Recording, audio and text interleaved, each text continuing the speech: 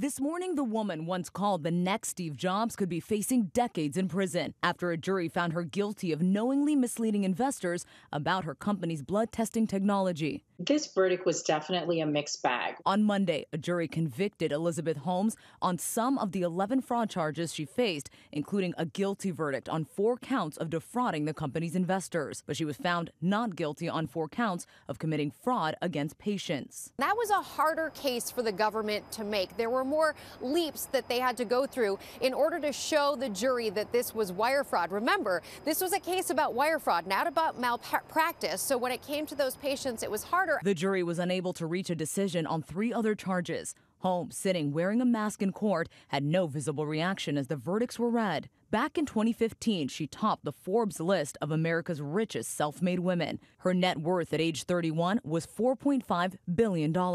She claimed her company's device performed several diagnostic tests with only a single drop of blood. But then came allegations that the blood testing technology did not work as advertised. During her trial, Holmes took the stand for 7 days, denying she misled anyone. She also claimed that Theranos Chief Operating Officer Ramesh Sunny Balwani was physically and emotionally abusive toward her, accusing him of controlling her daily life while the two were in a relationship, claims he denies. I think that her testimony, though, in this case, it leaned very heavily on the alleged abuse she was suffering. And that didn't carry over to the charges that she was being charged with. So I think some of that may not have been as significant for the jury as her defense anticipated. While on the stand, Holmes said, quote, "Of course not," when asked if investors had lost money because she misled them.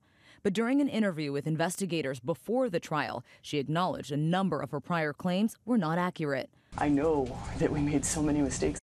A sentencing date has not yet been scheduled. Holmes faces up to 20 years in prison for each guilty count, but she's expected to face far less than the maximum sentence.